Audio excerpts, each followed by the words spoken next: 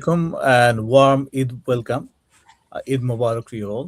Thank you Jacob ভাই আমাকে প্রথমবার মতো আমাকে অ্যাড করার জন্য আমি সত্যি গর্বিত। ধন্যবাদ আপনাদের সবাইকে। আমি আমি প্রথম আলোচনাটা শুরু করব আহসানুল্লাহ ভাই আপনাকে দিয়ে। আহসানুল্লাহ ভাই, জি। সাবজেক্টটা বিতর্কিত না, সাবজেক্টটা সেটেলড। স্বাধীনতা বা একটা স্বাধীন সার্বভৌম রাষ্ট্রের সংজ্ঞাটা তো সেটেলড, যে এখানে একটা নির্দিষ্ট ভূখণ্ড থাকতে হবে, নির্দিষ্ট সরকার থাকতে হবে, একটা সংবিধান থাকতে হবে, এখানে অন্য কোনো দেশের নিয়ন্ত্রণ থাকবে না।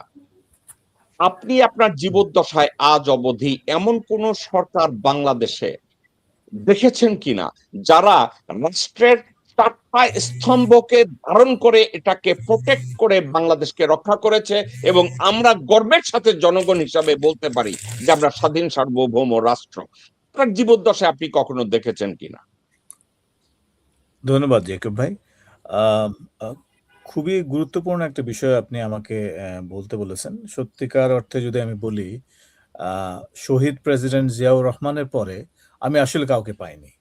তার আগেও তেমন কাউকে, আমি ছোটবেলা ছিলাম কিন্তু তখনও I really can't recall what really happen before. তো সেই পয়েন্ট অফ ভিউতে আমি যদি বলি, হি ওয়াজ আ ট্রু পেট্রিয়ট। আমি যদি বলি শহীদ প্রেসিডেন্ট জিয়াউর রহমান, আহ, উনি চেষ্টা করেছেন যথেষ্ট। তার বিনিময়ে ওনাকে জীবন দান করতে হয়েছে জাস্ট বিকজ অফ পেট্রিয়টিজম। ওনার দেশপ্রেম ছিল, ওনার অনেস্টি ছিল, সিম্পলিসিটি ছিল, সবকিছু ছিল। এইটাই আমার দেখা সর্বশেষ যদি আপনি বলেন। হ্যাঁ, তারপরে বেগম খালেদা জিয়া, ওনার সময় উনিও আনকম্প্রোমাইজিং ছিলেন অনেক ক্ষেত্রে, বাট তাকেও she had to pay a lot just because of her stance. I mean, এই যে দেশের পক্ষে কথা বলা, এবং আর সবচেয়ে বড় কথা হচ্ছে যে আমাকে যদি বলেন বিগত সময়গুলোতে ধরেন, আমাকে বিভিন্ন বিজ্ঞ যারা আলোচক আছেন ওনাদের সঙ্গে আমি জাস্ট ছোট্ট অ্যাড করি, কারণ আমার চাকুরির সুবাদে বলেন বা বিভিন্ন সুবাদে সরকারি বিভিন্ন অর্গানের সঙ্গে আমার কাজ করার সুযোগ হয়েছে। সে পয়েন্ট অফ ভিউতে দেখেছি যে এই যে আপনি যে কথাটা বললেন, এই বিভিন্ন সময় রাজাকার, স্বাধীনতার সপক্ষে এবং বিপক্ষে, এই যে দুইটা ন্যারেটিভ পুরো জাতিটাকে ডিভাইড করে ফেলেছে। আমি যদি বলি, কোনো কারণে আমাকে পছন্দ হলো না কর্নেল ফেরদৌস ভাইকে, ফেরদৌস আজিজ ভাইকে আমাকে পছন্দ হলো না। কি করবো? Straight easy way, simple math হচ্ছে ওনাকে একটা ট্যাগ দিয়ে দেওয়া, কি উনি তো স্বাধীনতার বিপক্ষে শক্তি, অথবা কি উনি তো রাজাকার।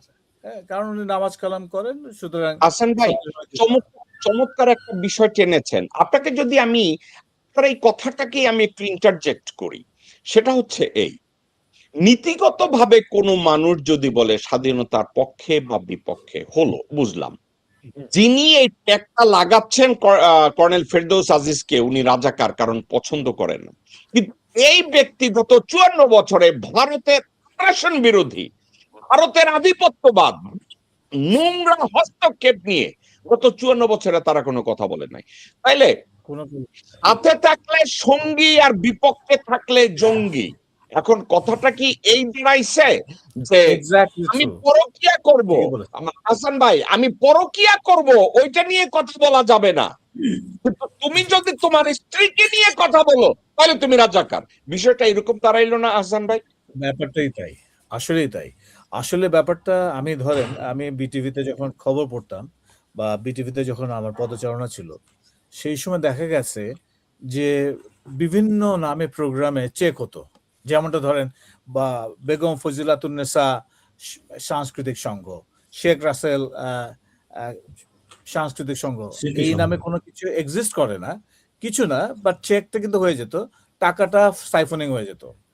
কেউ বলতে পারবে না আসলে এরা কারা, কে নিয়ে গেছে। তো এইটা হচ্ছে একটা দল দুর্বৃত্তায়ন করেছে। আরেকটা কি, যখন আপনি কোনো সত্য কথা বা কারো মানে পজিটিভ কথা বলবেন, দেশের কথা বলবেন, বা আপনি আপনার স্ট্যান্ডটা বলবেন যে আমি আসলে এই অনেস্ট দেখাতে যাবেন, তখনই আপনার কি আসবে ট্যাগ, আপনি রাজাকারের দল, অথবা আপনি হচ্ছেন স্বাধীনতার বিপক্ষে। এটা হচ্ছে সহজ একটা, মানে একটা গেইন নেওয়ার জন্য, মোমেন্টাম পাওয়ার জন্য এটা একটা এক্সেলেন্ট একটা টুল। এই টুলটাকে আপনার যখন যেখানে দরকার আমি আই ক্যান ইউজ ইট। আপনি বলছেন যে এই যে ইন্ডিয়ান হেজিমনির ব্যাপারে কথা বলার কথা, এটা তো অনেক দূরের কে বাত। আমি এটা তো প্রশ্নই ওঠে না। আমি তো করছি আমার আমার তো একটা ওয়ে অফ ইন্টারেস্ট আছেই, সেটাকে সিদ্ধি হাসিল করার জন্য আমি তো ওগুলো করব। But on top of that কি করছি আমি, আমি একটা ট্যাগ দিয়ে আমি ডিভাইড করলাম, ডিভাইড করে উইকেন করে দিলাম। আমার কাছে মনে হচ্ছে উনি তখন সেটাকে কিভাবে ট্যাকল করবে, কিভাবে এটাকে মোকাবেলা করবে সেটা না, কোনো কিছু হলো ঢালাও ভাবে বিপক্ষ শক্তিকে বা একটা ডিভাইড করার জাতিটাকে, এবং এই পুরো জিনিসটা আপনার তাদের উপর চাপিয়ে দেয়া। এটাই হচ্ছে আমাদের মূল মন্ত্র, যেটা আমরা দেখে এসেছি এত বছর। এবং এই বাচ্চাগুলো কিন্তু একসময় রিভল্ট করেছে। কেন? তারা দেখেছে যে এদের কথা এবং কাজের সঙ্গে কোনো মিল পায় নাই। তারা বলে গেছে এই থিওরি, কিন্তু খাওয়াতে পারে নাই। একটা পর্যায়ে গিয়ে তারা দে মিজারেবলি ফেইলড। ওকে আমার ওকে আহসান ভাই, আমি আপনার কাছে ব্যাক করব। এরপরে আমি আমি করেন ফেরদৌস আজিজ, আপনাকে আমি একটা কথা জিজ্ঞাসা করব। সেটা হচ্ছে এই, আমি সারা দিন ভণ্ডামি করব, সারা দিন আমি ভণ্ডামি করব। আমি টার্ন অ্যারাউন্ড করে আমরা মামুন সাহেবকে বললাম, তুই রাজাকার, তুই ভণ্ড। মানে is it become a culture of Bangladesh? মানে আমরা নিজেরা ভণ্ডামি করব, নিজেরা পরকিয়া করব, নিজেরা ভারতের পা চাটবো, নিজেরা ভারতের কোলে দিয়ে বসে থাকব, কিন্তু বলবো আমরা আমাদের দেশের সার্বভৌমত্বকে বিকিয়ে দেয়া যাবে না, আমরা আমাদের সার্বভৌমত্ব রক্ষা করব। আচ্ছা, আমাদের বাংলাদেশের বিশাল একটা জনগোষ্ঠী বলতে কোটির উপরের লোকজনদের মানসিকতাটা এরকম যে ভারত কোনো বিদেশি শক্তি না, ভারত কোনো বিদেশি না, ভারত আমাদেরকে শোষণ করছে না। মানসিকতাটা কি আজকের ওই পর্যায়ে গিয়ে ঠেকেছে আমাদের দেশে, রাজেশ ভাই? জি, মানসিকতাটা আমাদের ওই পর্যায়ে গিয়ে ঠেকেছে। আমি একটা ভিডিও দেখেছিলাম যেখানে বাঙালির চরিত্র সম্পর্কে বলা আছে। উনি ছিলেন ব্রিটিশ ভদ্রলোক, আমি নামটা ভুলে গেছি। প্রায় 30 মিনিটসেরও বেশি ওই ভিডিওটা। বাঙালির একদম টিপিক্যাল চরিত্র কি ওই সময়ই উনি লিখে গেছেন, অ্যাসেস করে গেছেন এবং ভিডিওতে বলে গেছেন। আমি আবার সেভ করেছিলাম, হয়তো আবার খুঁজে বের করব, যেখানে আমাদের হুবহু চরিত্রটা বলা আছে। মানে আসলে হয় কি, ওই আমরা অভ্যস্ত হয়ে গেছি না, আমাদের চরিত্রটাই ওটা, আমাদের জিন এবং ডিএনএতে তাই আছে। তো আমরা স্ববিরোধিতায় ভুগি। ওই যে বললেন আপনি যে আমরা চাই ভালোটা, কিন্তু ভালোর জন্য কাজ করব না। আমি চাই আমার ছেলেটা বিসিএস অফিসার হোক, সচিব হোক একদিন, কিন্তু আমি আবার সচিবালয়ে বসে পিয়ন হয়ে আমি সেই সচিবের সাথে মিসবিহেভ করি। আমি ঠিক এটাই। অথচ আমি কিন্তু চাই আমার ছেলেটা ওই জায়গায় পৌঁছা। ওই আজিজ চেয়ারটাকে ভাই, আমি সম্মান করি আজিজ না, আমি আজকের আবার আমি চাই ওই চেয়ারে আমার পুত্রধনকে বসাই। আজিজ ভাই, আমি এই জি সাবজেক্টে একটা কথা বলি। গত 54 বছরে এই যে আমরা যাদেরকে বলি মহান মুক্তিযুদ্ধ, জাতির সূর্য সন্তান মুক্তিযোদ্ধারা, এই জাতির সূর্য সন্তান মুক্তিযোদ্ধারা যখন ভারতে গিয়ে নিজের পাছার কাপড় খুলে হরিলুটের বাতাসা খায়, বাংলাদেশের অস্তিত্বকে তাদের কাছে হস্তান্তর করে, তখন এই তারা যখন বাংলাদেশে এসে চেতনার গল্প ছাড়ে, এদেরকে কি জুতাপেটা করার মতো একটা প্রজন্ম তৈরি হয় নাই? জি, এদেরকে জুতোপেটা করার জন্য বর্তমান প্রজন্ম তৈরি হয়ে গেছে, যারা এই জুলাই যুদ্ধটা করেছে। তো আমিও একটা মানে তাদের মধ্যে একটা অডম্যান। আমি এই এই বয়সেও তাদের সাথেই ছিলাম, আহত জুলাই যোদ্ধা বলতে পারি। তো এটা হয়েছে এবং হবে, কারণ এটা দাসত্ব গ্রহণ করতে আমরা মজা পাই। ওই যে বললাম, আমাদের মজ্জাগত, জিনগত, আর সেই সুযোগটাই কাজে লাগিয়েছে। ইনফ্যাক্ট 70 সাল থেকেই বা স্বাধীনতার পরপর থেকে ন্যারেটিভ তৈরি করেছে ভারতীয়রা যে এই জাতিকে বিভক্ত রাখতে হবে। স্বাধীনতার পক্ষে শক্তি, বিপক্ষে শক্তি, রাজাকার, মুক্তিযোদ্ধা। জাতি কিন্তু এক, আমারই আত্মীয়, আমারই ভাই বোন, আমারই বেয়াই, বাট আমরা আমাদেরকে বিভক্ত করে ফেলেছি। Divide and rule. তো বিভক্ত করিতে একটা দালাল শ্রেণী সৃষ্টি করেছে, ওদেরকে কিছু হাড্ডি মাংস দিয়েছে, মাংস পুরা না দিলেও হাড্ডি টাড্ডি দিয়েছে, তারা ওইটা পেয়েই খুশি, কারণ তার এডুকেশন লেভেলটা ওইটুকুই ছিল। সে যখন একটা 5 পাস বা ম্যাট্রিক পাস একটা ছেলে যখন শিল্পপতি হয়ে গেছে, তো বুঝতেই পারছেন তার জন্য কিন্তু এটা মানে বেহেশতে পাওয়া যাওয়ার মতো।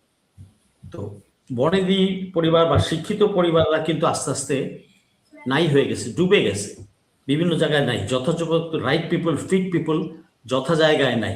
সব আনকোয়ালিফাইড লোকগুলা কিন্তু সমাজের উপরের স্তরে চলে এসেছে, ব্যবসার দিকে বলেন, চাকরি বাকরিতে বলেন, এবং অন্য সব জায়গায় বলেন।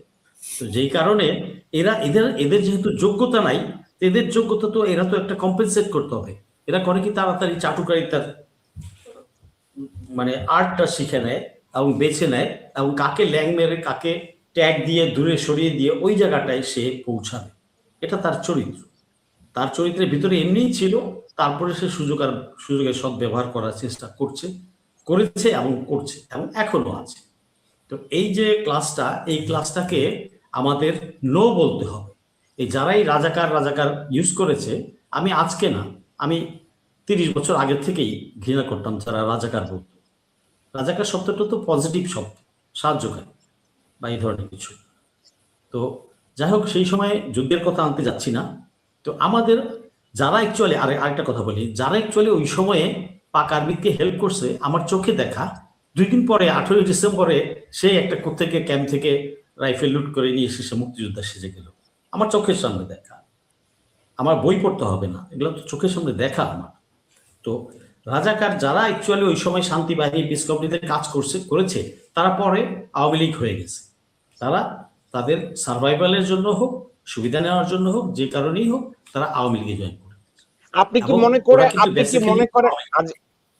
আজিজ ভাই, আমরা সবাই জানি যে তারা আমাদের শত্রু হয়ে আমাদের ভিতরে রাজাকার শব্দটাকে স্টাবলিশ করেছে, সেট আপ করেছে। আমরা কিন্তু এটা জানি, আমাদের ভিতরে ডিভিশন তৈরি করার একটা শব্দ তারা ডিকশনারি থেকে বের করে নিয়েছে, শব্দটার নাম রাজাকার। আর এই রাজাকার শব্দটা যারা উচ্চারণ করছে, তারা বিদেশি একটা হায়নাদের, বিদেশি একটা মাংসের সমর্থক হয়ে তারা রাজাকার শব্দটাকে উচ্চারণ করছে। আপনি যখন রাজাকার বলছেন, আপনি সমাজে উচ্চ শ্রেণীর কেউ, বাংলাদেশে এইভাবেই এটাকে এস্টাবলিশ করা হয়েছে। আর আপনি যদি ভারতীয় সমর্থক হন, আপনি এলিট শ্রেণী, সাবজেক্ট ওখানে গিয়ে ঠেকেছে। এখন আমরা এই এলিট হওয়ার জন্য নিজেদেরকে যখন কম্পিট করি একজন আরেকজনের সাথে, আমরা কি করি? আমাদের আসল অস্তিত্বকে আমরা অস্বীকার করি, আমাদের পরিচয়কে আমরা অস্বীকার করি, আমাদের মানুষ হিসাবে যে আমাদের একটা পরিচয় আছে এটাকে আমরা অস্বীকার করি। আমাদের ওই একটা পরিচয় পেতে হবে, আমরা দাদাদের লোক, আমরা ভারতের লোক। এই কথাটা যদি বলি, আপনি জাতি উঠে গেলেন। এর চেয়ে জঘন্য জিনিস আমাদের দেশে, এই সমাজ ব্যবস্থায়, আমাদের কালচারে এমন ভাবে ঢোকানোর পরেও 54 বছর পরে আমরা ট্যাগ লাগাই একজন আরেকজনকে, অমুক রাজাকার আর অমুক হিন্দুস্তানি, অমুক স্বাধীনতার পক্ষে, অমুক চেতনার পক্ষে। এটা নিয়ে বাংলাদেশে কি গত 54 বছরে, ফেরদৌস আজিজ, আপনি কি শুনেছেন একটা সেমিনার হয়েছে, একটা সিম্পোজিয়াম হয়েছে, জামাত এটা অ্যারেঞ্জ করেছে, বিএনপি এটা অ্যারেঞ্জ করেছে, আওয়ামী লীগ এটা অ্যারেঞ্জ করেছে, এই বিষয়টার উপরে কখনো শুনেছেন কেউ এগুলো নিয়ে একটা symposium, seminar, due to the fact that we have to have better understanding in regards to the identity, national identity? আপনি কি কোথাও শুনেছেন?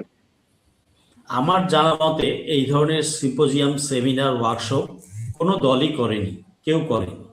1 2 নাম্বার হচ্ছে, এই যে রাজাকার রাজাকার শব্দটা বলতো আজ থেকে 15-20 বছর আগেও, 20 বছর না হলেও এই ইনফ্যাক্ট হাসিনার সময় আমি বলতাম ইয়েস আই এম এ রাজাকার, আই এম এ 100% বাংলাদেশি রাজাকার, আমি বলতাম। এবং তাদেরকে বলতাম তোরা ভাজাকার, ভারতীয় রাজাকারটা। এটা আমাদের হয় কি, আমাদের মানুষগুলো না মেরুদণ্ড সম্পন্ন না, আর দুর্বল ইমানের লোক, যে জন্য তারা সত্য জেনেও সত্যের অপলাপ যারা করছে তাদের বিরুদ্ধে রুখে দাঁড়ায় নেই। গত 15-16 বছরে বা 20 বছরে রুখে দাঁড়ায় নেই, তাদের কাছ থেকে ফাইট ব্যাক করে নাই, বলে নাই যে তুমি ভারতীয় দালাল। এটা কেউ বলে নাই, বাট আমি কিন্তু ফেসবুকে কন্টিনিউয়াস বলে গেছি এবং অপোজ করেছি। তাই আমি বলেছি হ্যাঁ আমি রাজাকার। তো বলছি Pakistani, yes I M A Pakistani, because আমি যখন জন্ম হয়েছি তখন তো দেশটা পাকিস্তান ছিল, স্বাধীনতা যুদ্ধ হয়েছে, এখন আমি Bangladeshi. So what is the harm in it? স্বাধীনতা যুদ্ধে যেই বিরোধিতা করেছে রাজনৈতিক মতাদর্শের কারণে, ফাইন, এরপরে তো তার আর কেউ বিরোধিতা করে নাই।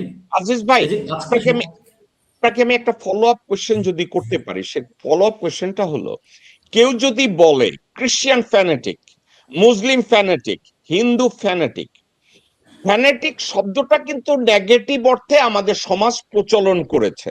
ফ্যানেটিক শব্দটা কিন্তু নেগেটিভ না, মৌলবাদী। আমি মৌলবাদী নেগেটিভ না। আমি যদি বলি যে আমি মুসলিম ধর্ম, আমি ওটাকে কি বলে, প্র্যাকটিসিং মুসলিম, আমি ইসলাম ধর্মের প্রত্যেকটা বিধিনিষেধ সঠিকভাবে পালন করি, এটা যদি করি তাহলে তো আমি ভালো মানুষ। অবশ্যই।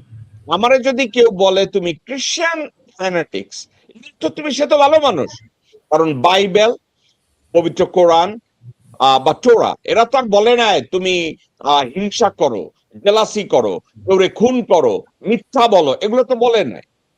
তাহলে এই ভারতীয়রা আমাদের মধ্যে, এবং ভারতীয়রা না শুধু পশ্চিমারাও আমাদের সমাজে ঢুকিয়েছে আমরা মৌলবাদী এবং আমরা রাজাকার। আর মৌল শুধু মুসলমান ধর্মের সাথেই ত্যাগ করা হয়েছে, অন্য কোনো ধর্মের সাথে না। অথচ পৃথিবীর সবচেয়ে বড় মৌলবাদী খ্রিস্টানরা, তার চেয়ে বড় মৌলবাদী ইহুদিরা, তার চেয়ে বড় মৌলবাদী হিন্দুরা, কিন্তু এই ট্যাগটা শুধু মুসলমানদের উপরে চালানো হয়েছে। আপনি আমাদের সমাজে এটা কি এভাবে মেনে নিয়েছে, নাকি আমি যেভাবে আইটেমাইজ করলাম এই বিষয়টা তারা জানে কোনটা? এরা জানে, কিন্তু ওই যে বললাম মেরুদণ্ড নাই, দুর্বল ইমানের লোক, ভয় পায়, ভীতু, কাওয়ার্ড, কাপুরুষ, ও যখন যে যা বলে ওটাই জাস্ট মানে নীরব ভাবে মেনে নেয় এরা। আমি এদেরকে বলি এলিট হিজড়া। এটা আমার জাত ভাইদের মধ্যে আছে, সব জায়গায় আছে। আমার মতো লোক কেন টার্গেট, 17 বছর কেন আমাকে দৌড়ের উপর রেখেছে? বিকজ আমি বিরোধিতা করেছি এদের সবকিছুতে। তো সেই জন্য তো এই জাতিকে এখন আমাদের আগামী প্রজন্ম, মানে এই জুলাই প্রজন্ম যেটা, এরা কিন্তু আর মানবে না। এরা কিন্তু স্বাধীনতার ইতিহাস, বদরুদ্দিন ওমর বলে গেছেন, বদরুদ্দিন ওমর মারা গেছেন কিছুদিন আগে, উনি বলে গেছেন যে স্বাধীনতার ইতিহাস যা শেখানো হয়েছে 90% মিথ্যা, নট অনলি ভুয়া, টোটাল মিথ্যা, টোটাল মিথ্যা। আর কেউ আমি স্বাধীনতার কথা কেউ আমাকে বলতে আসলে আমি কোনো অ্যাটেনশন দেই না। কারণ কি, আমি নিজের চোখে দেখেছি, আমি ঢাকায় ছিলাম। স্বাধীনতা যুদ্ধে এই জুলাইতে যে অ্যাট্রোসিটিসটা হয়েছে রাষ্ট্র কর্তৃক, দ্যাট নিজের রাষ্ট্র কর্তৃক টুয়ার্ডস ইটস ওন সিটিজেন, পাকিস্তানিদের কিন্তু এই 71 সালে এতটা করে নাই। আমি তো ঢাকায় ছিলাম, পাকিস্তানিগুলো তো আমার বাড়িতেও আসছে, কথা বলেছে। আজিজ ভাই, ভুয়া সব মিথ্যাগুলো শেখানো হয়েছে। আজিজ ভাই, আমি আমার ইন্ট্রোডাকশনে একটা কওমের কথা বলছি, একটা কওমের কথা বলছি, যেই কওমকে কিছু সময়ের জন্য মুসা নবী ছেড়ে গিয়েছিল যে আমি আল্লাহর সাথে কথা বলতে যাইতেছি, এবং এসে দেখলো এই কওম কি জাহান্নাম অবস্থা করেছে। এখন আমরা কথায় কথা একটা কম্প্যারিজন খুঁজি, সেই কম্প্যারিজনটা ছিল এই ভারতীয় কুত্তার বাচ্চারা যদি বাংলাদেশে কখনো শাসনভার নেয়, তার বাংলাদেশ এবং জনগণের কি কঠিন পরিণতি হবে, এইটা কি হাসিনারে দিয়ে দেখায় নেয় নাই আল্লাহ পাক আমাদেরকে? আপনাকে কথা বলতে দেওয়া হয় নাই ভাই, আপনাকে কথা বলতে দেওয়া হয় নাই, আপনার সন্তানকে সুশিক্ষা দিতে দেওয়া হয় নাই, আপনাকে ব্যবসা বাণিজ্য করতে দেওয়া হয় নাই, আপনার দেশে আপনাকে ধর্মচর্চা করতে দেওয়া হয় নাই, আপনার দেশে আপনার পররাষ্ট্রনীতি তৈরি করতে দেওয়া হয় নাই, আপনার সশস্ত্র বাহিনীকে নাকে নখ আর হাতে চুরি পশাইয়া চড়াইয়া তাদেরকে হিংস বানাইয়া রাখা হয়েছে। তো গত 15 বছরে কি এটা আমরা একটা কি তার ট্রায়াল পিরিয়ড দেখি নাই যে ভারতীয়রা যদি আমাদেরকে নেয় আমাদের অবস্থা কোথায় গিয়ে দাঁড়াবে? আমরা কি এটা দেখি নাই? 100% দেখেছি। আমরা দেখেছি এই যে আসাদুজ্জামান নূর, ওই যে বাকের ভাই নাটক করতো, তার এলাকায় সে হত্যা করে নাই, তা ওই নীলফামারী ইউসুফ এলাকায় মসজিদ তালা মেরে দেয়নি, চিটাগাং এক জায়গায় মসজিদে তালা মেরে দেয় নাই, মুসলমান মেয়েদেরকে নিয়ে আজিজ ভাই, ধর্ষণ তাইলে করে নাই। আমরা কি আমরা শিখলাম? সবই তাইলে দেখেছি। বাঙালি এটা ভুলে দেখ, যায়, মেমোরি তো খুব ডাল। আমরা তাইলে এটা দেখার পরে কি শিখলাম? আমরা কি এখন বলতেছি ওই যুগ আমাদের জন্য ভালো ছিল? হ্যাঁ, এই যে হিজড়া, মেরুদণ্ডহীন, বেঈমান, মির্জাফর, বিশ্বাসঘাতকগুলা, পাঁচাটা দাসত্ব যাদের রক্তে আছে, এরা তো আবার সেই চান্সটা নেওয়া শুরু করেছে, ওল্ড ন্যারেটিভ ফিরিয়ে আনার চেষ্টা করেছে। আর আমরা যারা জেগে উঠেছিলাম তাদের অনেকেই নীরব হয়ে গেছে। আর এলিট হিজড়া ক্লাস তো আছেই, ওরাও নীরব হয়ে গেছে, যেই কারণে চান্সটা নিচ্ছে। আবার বৃদ্ধ বনিতা সকলের দায়িত্ব আছে রাষ্ট্রের স্বাধীনতা সার্বভৌমত্ব অক্ষুণ্ণ রাখার জন্য লড়াই করার, কথা বলা। রাষ্ট্রের নাগরিকের, প্রত্যেকটা রাষ্ট্রের প্রতি তার দায়িত্ব। রাষ্ট্রের যেমন নাগরিকের প্রতি দায়িত্ব আছে, প্রতিটা নাগরিকের রাষ্ট্রের প্রতি দায়িত্ব আছে, তার মাতৃভূমির প্রতি দায়িত্ব আছে। কিন্তু কেন যেন এই জাতটা কথা বলতে ভয় পায়, সামনে না যেতে ভাই, ভয় পায়। আমি আপনার সাথে দ্বিমত পোষণ করি। এই করতে পারে। জাত, এই কম কথা বলতে ভয় পায় না, কাজের কথা বলতে, মানে কাজের কথা বলতে তারা ভয় পায়, হক কথা বলতে তারা ভয় পায়, ন্যায়ের কথা বলতে তারা ভয় পায়, সুবিচারের কথা বলতে তারা ভয় পায়। এই বাচ্চা জাতি মিথ্যা বলতে ভয় পায় না। এই বাচ্চা জাতি স্বাধীনতার পক্ষে কথা বলতে ভয় পায় না। এই বাচ্চা জাতি ন্যায় পক্ষে কথা বলতে ভয় পায়। এখন কি বলবেন আপনি? ওকে, দালালি করতে ভয় পায় না, দালালি করতে পা চাটতে ভয় পায় না, ল্যাং মারতে ভয় পায় না। আরেকজন যোগ্য ব্যক্তিকে ল্যাং মেরে সে কিভাবে তাড়াতাড়ি ওই জায়গায় গিয়ে বসবে, দেশ বিক্রি করে দিবে। যারা, আমি একটা কথা বলি সবসময়, যে যে দেশ বিক্রি করতে পারে সে নিজের মাকেও খদ্দেরের হাতে তুলে দিতে পারে। Absolutely, you read my mind. অর্থাৎ আপনি যা বলছেন চিরন্তন সত্য কথা। যারা দেশকে বিক্রি করতে পারে তারা তার নিজের মা এবং বোন এবং স্ত্রীকে মানুষের কাছে বিক্রি করতে পারে, সব দিতে পারে। আমি এর আগে একটা কথা বলেছিলাম, খেয়াল আছে কিনা, আমার কথাগুলো একটু তেসরা খারাপ শোনায় অনেকের কাছে, যে বেশ্যা পবিত্র, আমরা পবিত্র না।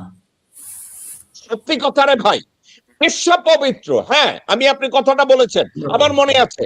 বেশ্যা পবিত্র, বেশ্যারা ফেয়ার, আমরা না। জি, ওকে, এটা ধর্মীয়ভাবে না, আপনি যদি লজিক্যালি চিন্তা করেন। আপনি কি বলছেন? বেশ্যা যখন খরিদ্দার নেয়, সে খরিদ্দারকে স্যাটিসফাই করার জন্য কিছু উদ্ধার কইরা দেয়। আমরা যারা বেশ্যা না, তারা যা কিছুই করি তার ভিতরে কোনো আন্তরিকতা থাকে না, তার ভিতরে কোনো উদারতা থাকে না। আমরা উজাড় কইরা সত্যকে প্রতিষ্ঠা করি না, উজাড় কইরা দেশের পক্ষে কথা বলি না। আমি আপনার সাথে আমরা চিট করি, আমরা কথায় কথায় প্রতিটা ক্ষেত্রে আমরা চিট করি, কিন্তু বেশ্যা চিট করে না। ওকে, আমি ব্যাক করি আপনার কাছে। আমি কোন ছবিতে চাপ দিছি আমি জানি না। ওকে, আমি মামুন ভাই আপনার কাছে আসি। আমি দুইটা প্রসঙ্গ নিয়ে ওনাদের সাথে কথা বলছি। আপনার সাথে যে প্রসঙ্গটা নিয়ে কথা বলবো এটা কমপ্লিটলি আলাদা। আমি আর আপনি স্বৈরাচারের আমলে অনেক কথাবার্তা আমরা বলেছি, স্বৈরাচার এই করেছে, স্বৈরাচার ওই করেছে। এরপরে ডক্টর মোহাম্মদ ইউনূস আসলেন। ডক্টর মোহাম্মদ ইউনূস আসার পরে উনি 18 মাসে কি করেছে এটা আপনিও জানেন, আমিও জানি। এর পরবর্তী সময় এখন একটা নতুন সরকার বাংলাদেশে এসছে।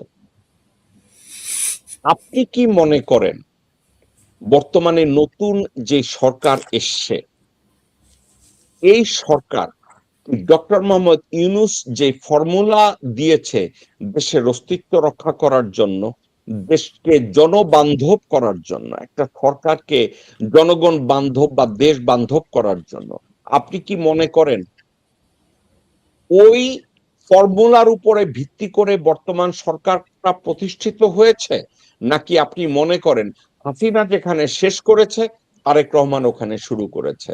আপনার কি মনে হয়? ধন্যবাদ জাকব ভাই, আপনি প্রশ্ন করেছেন, খুব সুন্দর প্রশ্ন। এখন 14 মাস 18 মাস সময় যে ডক্টর ইউনূসের নেতৃত্বে যে সরকারটা ছিল, মূলত পিছনে তো ছিল তো ওয়াকার, সে ছিল শো পিস, আমি অনেক আগে বলেছি। তবে একটা জিনিস মানুষের ভিতরে স্বস্তি ছিল যে ভারতের সাথে কিছু চুক্তি ভারত যেভাবে ডিক্টেট করতো, অনেক কিছু সে নিয়ন্ত্রণ আনার চেষ্টা করেছিল। ধরেন মনে করেন যে ভারতের নিরাপত্তার ব্যাপারে পাকিস্তানের সাথে ইরানের চীনের সাথে কিছু ব্যবস্থা করছিল, ভারতের সাথে কিছু চুক্তি ছিল যে আপনার যেসব নাকি ট্রানজিট অনেক কিছু আস্তে আগাচ্ছিল। কিন্তু পরবর্তীতে আমরা দেখলাম যে ওইটাকে অন্যভাবে চাপ সৃষ্টি করে জেনারেল ওয়াকার নির্বাচনের জন্য করলো। অর্থাৎ ইন্ডিয়ান যে ওদের যে সেনাপ্রধান যে বলছিল যে এটি নির্বাচিত সরকারের মাধ্যমে বাংলাদেশের সাথে সম্পর্ক ভালো হবে। এখন উনি যেটা চেয়েছিল সেটা আমরা তার থেকে সেটা আশা করি নাই, কিন্তু উনি প্রথমে যেটা বলছিল যে এখানে বিচার হবে, মানুষের মৌলিক অধিকার বাস্তব হবে, সংস্কার হবে, তারপরে নির্বাচন হবে। মানুষ মনে করছিল যে ঠিক আছে উনি দরকার হলে 5 বছর থাকুক 10 বছর থাকুক, কিন্তু চাপের মুখে ইন্ডিয়ার প্রেসারে আজকে যে নির্বাচনটা হয়েছে সেই নির্বাচন নিয়ে অনেকে অনেক কথাই বলেছে। আমি বলছি না এখানে জনগণের প্রতিনিধি নির্বাচন হয় নাই। হ্যাঁ, যেটা সত্য কথা, হাসিনাকে সেফ এক্সিস্ট যারা দিয়েছে ওয়াকাররা এখনই ক্ষমতায় আছে। এখন তারেক সাহেব কিংবা জামাতকে নিয়ে তারা যেভাবেই ভাগ বটরা করে একটা নির্বাচন করছে এটাও মানুষ আশা করে নাই। এখন জামাত মনে করতেছে তারা জিততে হয়তো ভালো হতো, তাহলে জামাতের মুক্তিও ভারত বিরোধী তেমন কোনো মানুষ কথা শুনে নাই, ফ্যাসি বলতে চাই নাই। কিন্তু আমাদের মূল বক্তব্য হলো যে যেটা নাকি খুবই পপুলার ছিল, আপনারা জানেন এটা 2000 আমার মনে হয় খুব 14-15 দিকে, আমি তো ঢাকায় 4 মাসের দিকে যেতাম, সবচেয়ে এই পপুলারটা আমি স্লোগান তৈরি করেছিলাম, দিল্লি না ঢাকা। পরবর্তী দেখেন এই যে ইনকাম মঞ্চ বলেন ইউনিভার্সিটি সবাই কিন্তু ইউনিভার্সিটি হচ্ছে, এটা প্রশ্নটা আমি সবাই জানে। তো কাজে প্রশ্নটা হলো এখন আজকে 5 বছর যেতে পারতেছি না, যেখানে হাসিনা শেষ করছে মনে হচ্ছে যে সালাউদ্দিনকে, আমি এই জন্য বলছি সালাউদ্দিন তারেকরা সেখান থেকে শুরু করছে। বিরোধী দল পার্লামেন্টে ফাইট করবে নাকি পার্লামেন্টের বাইরে ফাইট করবে? এখন নির্বাচনে এই মানে জুলাই সনদ পক্ষে বিপক্ষে সংবিধান ভারসাম্য রক্ষা, মানুষের কথা শুনতে চায় না। মানুষ শুনতে চায় দুইটা জিনিস, একটা হলো ভারতীয় আগ্রাসন মুক্ত একটি স্বাধীন সার্বভৌম নাগরিকের অধিকার প্রতিষ্ঠিত হবে, জনগণ বেঁচে থাকবে, অন্ন বস্ত্র চিকিৎসা বাসস্থান নিয়ে যেটা মুক্তিযুদ্ধের আকাঙ্ক্ষা ছিল, সাম্য মানবিক মর্যাদা সামাজিক ন্যায় বিচার, এটাই চেয়েছিল। কাজেই দিল্লির শৃঙ্খল থেকে আমরা মুক্ত হয়ে নতুন করে ভারতের শৃঙ্খলা আবদ্ধ হওয়ার জন্য আমরা এই মুক্তি তো করি নাই।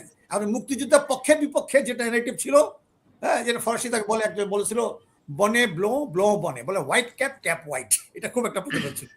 এখন ব্যাপারটা হচ্ছে আগে ছিল মুক্তিযুদ্ধের পক্ষে শক্তি তারা বুঝতো, আর যে আওয়ামী লীগ বিরোধিতা করে সে হলো রাজাকার, মুক্তিযুদ্ধ বিরোধী। আমি মামুন ভাই আপনাকে আমি একটা কম্পেয়ার করতে চাই, শুধু মামুন ভাই না, মামুন ভাই, আজিজ ভাই এবং পটুয়াখালী থেকে জাতীয় সংসদ নির্বাচনে পটুয়াখালী 1 আসনে এমপি হয়েছে air vice marshal Altaf Chowdhury. Air Vice Marshal Altaf Choudhury is the only political leader within BNP who says that BNP নিয়ন্ত্রণ এখন রয়ের হাতে। আপনি কি জানেন এই আলতাফ চৌধুরীকে আর মন্ত্রী বানানো হয় না স্রেফ এই একটা কথা বলার জন্য? যেই লোক এত যোগ্য স্বরাষ্ট্রমন্ত্রী ছিল, আপনি কি জানেন এই আলতাফ চৌধুরী এই কথাটা বলার জন্য কুট্টি সরকার নামের এক অযোগ্য পটুয়াখালী জেলা পরিষদের চেয়ারম্যান বানাইছে আলতাফ চৌধুরীর সামনে। জেলার প্রশাসক হয়েছে এখন ওই লোক, অথচ আলতাফ চৌধুরী পেটের বাল। আপনি বুঝেছেন ওই জায়গায় দাঁড়াইছে, ব্যাপারটা ওই জায়গায় দাঁড়াইছে। আচ্ছা জাকব ভাই, আপনি আমাকে প্রশ্ন করছেন অনেকগুলো, আমি একটু আমাকে সময় দেন, আমি একটু উত্তর দিই সবগুলো মিলাই, আর তারপর অন্য প্রশ্নে আমি যাবো আপনি যদি করেন আমাকে। এখন দেখেন, আপনি তো জানেন আমি একাধিকবার বলেছি যে এই ভাই মামুন ভাই, আপনাকে আমি থামাইতেছি একটা কারণে, আপনি একটু প্রসঙ্গের উপরে থাকেন, সাবজেক্টের উপরে থাকেন না, আপনি ডানে বায়ে যেন না, কারণ আমরা সময়টা কাজে লাগাতে চাচ্ছি। আমি প্রসঙ্গেই থাকতেছি। আজকে যে আপনি প্রসঙ্গটা তুলছেন সেই প্রসঙ্গটাই বলছি যে আজকে হাসিনা আর তারেকের যে পরিবর্তনটা মানুষ কম্পারেটিভ করতে চায়, সেখানে ফলাফল কি দেখে? যেই আমরা জুলাই আগস্টের গণঅভ্যুত্থান উত্তর যে সেই বিপ্লব হয়েছে, জনগণ দেখছে ভারত বিতাড়িত হয়েছে, আমরা অর্ধ বিপ্লব অর্জন করছি, সেইটাকে আবার তারেক জিয়া ওইটাকে একবারে মাটিতে মিশাই দিতেছে। এইটা তো নাকি হাসিনা যারা সেফ এক্সিট দিচ্ছে, তারেক তাদেরকে আবার সেফ সেফ না, মানে ওয়েলকাম করে ঢোকাচ্ছে, তাহলে ব্যাপারটা কি কোলে কইরা কান্দে কইরা ঢুকাইতেছে। মাথায় কইরা ওয়েলকাম করে আনতেছে। যে 9 বছর ট্রেনিং প্রাপ্ত, যেটা নাকি আপনি সাউয়া বলেন, সালাউদ্দিন কাদের চৌধুরী সংক্ষেপে, যে সময় একসময় আমরা কাদের চৌধুরী না, সালাউদ্দিন আহমেদ সাউয়া। হ্যাঁ ওই তো আপনি সংক্ষেপ বলছেন, আমরা একসময় বলতাম হারামি, মানে আওয়ামী লীগ হাসিনে হতে হাসিনা, হ্যাঁ, আর এই যে রতে রাজ্জাক, হ্যাঁ, আর একটা মিজান, ওই আওয়ামী লীগ 3 ভাগ হয়েছিল, তো আমরা মধুর ক্যান্টিনে বলতাম আজকে হারামিরা কই। আজিজ ভাই এবং আহসানুল্লাহ ভাই, আপনারা কি মামুন ভাইয়ের এই হারামি শব্দের বিশ্লেষণটা কি আগে জানতেন? আমি এর আগে জানতাম না, কিন্তু আজকের আমার উনি ব্যাখ্যা কইরা বলছে। হারামি বলতে অনেক আগে শুনেছিলাম, বাট মনে পড়ছে। অনেক হারামি বলতে বুঝাইছে আওয়ামী লীগ হাসিনার হা, আর আওয়ামী লীগ রাজ্জাকের রা, আর মিজান চৌধুরী আওয়ামী লীগ মিজান চৌধুরীর মি, তাহলে হারামি। কুমিল্লা অঞ্চলের ছিলেন মিজান চৌধুরী সাহেব। ওকে, আমি এই সালাউদ্দিন আহমেদের নামটা তো অনেক বড়, 9 বছরের ট্রেনিং নেওয়ার পরে ওনারে তো এত বড় নামে ডাকা কষ্টকর হইয়া যায়। ওনার নামটা একটু সংক্ষেপ করছে, সাউয়া। প্রথম আলোর কোন এক রিপোর্টার যে আরো সংক্ষিপ্ত করে দিছে আপনার, ওইটা মনে হয় মোর অ্যাপ্লিকেবল। কি বলছে উনি? মানে কি সালাউদ্দিন চোদনা, আপনি শুনছেন কিনা শব্দটা? হ্যাঁ দিয়েছিল, ওই রিপোর্টারকে আবার স্যাক করেছে। হ্যাঁ, ওই রিপোর্টারকে স্যাক করেছে। ওয়াও, চমৎকার কথা। নামটা খারাপ না, নামটা ভালো। ওকে ওকে, মামুন ভাই আপনি আপনার কথা শেষ করেন। আচ্ছা শোনেন, এখন আমরা এই কথাটা বারবার একই কথা বলি, যে আপনার বোধহয় মনে থাকার কথা 71 তো গেলই, এর আগে 46-এই পরে 47-ই বলা হয়েছিল, এই মোটামুটি ভারতবর্ষে যারা সমাজতন্ত্রে বিশ্বাস করতে বলে ইয়ে আজাদি ঝুটা হয় লাখো ইনসান ভুকা হয়। 71-এ মনে করছিল যে আমরা হয়তো সমাজতন্ত্র হবে, সাম্য হবে, মানুষদের হবে, কিন্তু 72 থেকে 75-এ বাকশালী টর্চার দেখা, লুটপাট দেখা মানুষ ভুলে গেছে। মানুষ বলছেন যে আরে পাকিস্তানি তো ভালো ছিলাম, 22 পরিবারের চেয়ে এখন টাটা বিড়ালা আর 22 পরিবার আসলো। এখন মানুষ ওটা ভুলেই গেছে। এখন যদি আবার মনে করে যে রাজাকার আর মুক্তিযোদ্ধা, মানুষ এই সকল শুনতে চায় না। মানুষ এটা শুনতে চায় না। মানুষের অন্ন, বস্ত্র, চিকিৎসা, বাসস্থান, মানুষের মৌলিক অধিকার ভুলেই গেছে। মানুষ এখন বলতে চায় একটা পাসপোর্ট দাও, দেশ ছেড়ে চলে যাবো। এখন তার সাহেব বলছে ঠিক আছে 1 কোটি লোক বিদেশে, আমি বলে এটাকে বিদেশে পাচার করবে, হ্যাঁ, বৈদেশিক মুদ্রা আনবে, আবার মানি লন্ডারিং করে বেগম পাড়া বানাবে। এই হয়েছে অবস্থা দেশে। দেশে মানুষের চাকরি নাই, কাজ নাই। এই কয়েক মাসের মধ্যে দেখেন নাকি দেশে জিনিসপত্র দাম যেটা নাকি প্রায় 40% বেড়ে গেছে না? জিনিসপত্র আইন শৃঙ্খলা কোথায় চলে গেছে? তাহলে মানুষ কি এই তারেক জিয়াকে আবার কোলে করে নাচবে যে জিয়ার ছেলে Khaleda Zia? No no no, এটা মানবে না, এটা দেশটা কারো বাপের না, এই পরিবারতন্ত্র মানবো না, মানি নাই, মানবো না। যুদ্ধ চলছে, আমাদের এই মুক্তিযুদ্ধের একটা চলমান প্রক্রিয়া। এখনকার যে অবস্থা হবে সেটা হবে এই ওয়াকার গংরা যারা 626 জনকে সেফ এক্সিট দিচ্ছে, এই ওয়াকার গংরে আমরা বাংলাদেশে ফ্রন্টে পার করতে দেব না। 5 জন যে ডিজিএফআই চিফ যখন বসে রয়েছেন, 90 তারেক জিয়া ডিজিএফআই যারা বানাইছে 48 ঘন্টা পরে পাঠাইছে, হ্যাঁ, তো মানুষ এটা দেখতেছে। এই হাজিরা মরে না, হাজিরা বারবার ফিরে আসে। কাজে আমার মনে হয় যে এই ঈদের পরে আমরা নতুন করে দেখতে চাই। কাজে খুবই দুঃখের ব্যাপার যে এখন মনে করবে যে না না, এখন পার্লামেন্ট নির্বাচিত হয়ে গেছে, পার্লামেন্টে তার আলোচনা। এখন পার্লামেন্টে কি আলোচনা হচ্ছে? জনগণের কথা বলতেছে, সে বিচারের কথা বলা হচ্ছে। 800 ছেলেদের চোখ তুলে ফেলছে। যেই মা এক সন্তান গতকাল মারা গেছে, আরেক সন্তান নিয়ে গেছে, তো সেই বাবা, সেই সন্তান, সে বাবা। আপনারা দেখেন আজকে আর্মি অফিসার 1 ডজন যারা আপনারা সবাই আসেন, যে চায়না ঘরে ছিল, অনেক ঘরে অনেকেই ছিল, হাসিনুর ছিল, আমার বন্ধু যে আপনার যে অ্যাম্বাসেডর মারুফ জামানরা ছিল, ব্রিগেডিয়ার, তাছাড়া আরো দেখেন যে আমাদের যে বিডিআর জেনোসাইডে সেটা বিচার সব হারায় গেছে গা, শাপলা চত্বর বিচার হারায় গেছে গা, এখন জুলাই আগস্ট হারাতে বসছে। আমরা এদের বিচার করে ছাড়বো? খুন কাপতলা খুন, এখানে পরিষ্কার কথাবার্তা। কাজে এইখানে ইরান থেকে আমাদের শিখতে হবে। আজকে ইরানের লোকেরা বলছে আমরা মারা যাবো, এক দেশে মারা যাবো, কিন্তু আমরা সারেন্ডার করবো না। কাজে কোনো দেশেই একটি মুক্তিযুদ্ধের এত তাড়াতাড়ি শেষ হয় না। কাজে আমরা মনে করি এত বছর পর আমরা রাজাকারের সন্তান আমরা শুনতে চাই না। যারা ভুল করছে নীতিগত ভাবে, সে কারণে এই জাতিকে বারবার ডিভাইড করার চেষ্টা করতেছে, এখনো তাই ডিভাইড করার চেষ্টা করতেছে। কাজে আমরা মনে করি যে কোনো রক্ত বৃথা যাবে না। আপনার যে আজকে আলোচ্য সূচিটা আপনি তুলেছেন খুব সুন্দর। ভারত নিয়োজিত যে আজকে হাসিনা আর তারেক ওরাই আছে এবং জনগণ বিরোধী সরকার এই সরকার, কাজে এই নির্বাচন জনগণের প্রতিনিধিত্ব নির্বাচন না। ওকে, হাসানুল্লাহ খান, আপনাকে আমি জিজ্ঞাসা করি, নীতিগতভাবে আপনার দৃষ্টিভঙ্গিতে হাসিনা এবং আওয়ামী সরকার এবং বর্তমানে তারেক এবং বিএনপি সরকার, এর ভিতরে নীতিগতভাবে আপনি তফাৎটা কোথায় দেখেন? আর ইউনূস সাহেবের 18 মাসের সরকারের মধ্যে এই সরকারের তফাৎটা আপনারা কোথায় দেখেন? থ্যাংক ইউ জাকিব ভাই। ভেরি ক্রিটিক্যাল কোয়েশ্চেন, মানে আনসার যদি আমি চিন্তা করি, প্রথমে এক কথায় যদি বলতে চাই, তারেক জিয়ার সময়টা একটু কম, মানে স্টিল টু মেক কমেন্ট, মানে আমরা কিছু মানে কিছু দেখতে পাচ্ছি, মানে যেটাকে আমরা এক কথায় বলতে পারি, কিছু ইন্ডিকেশন দেখতে পাচ্ছি হুইচ ডাজন্ট মানে support I mean proper feeling of Khaleda Zia, যেটা উনি যে নীতিতে বিশ্বাসী ছিলেন এবং একজন রিজলিউট লিডার ছিলেন, একজন মহিলা হয়েও ওনার যে স্ট্রং একটা পেট্রিয়টিজম ফিলিং ছিল, সেটার এখনো কোনো ইম্প্যাক্ট আমরা দেখতে পাই নাই।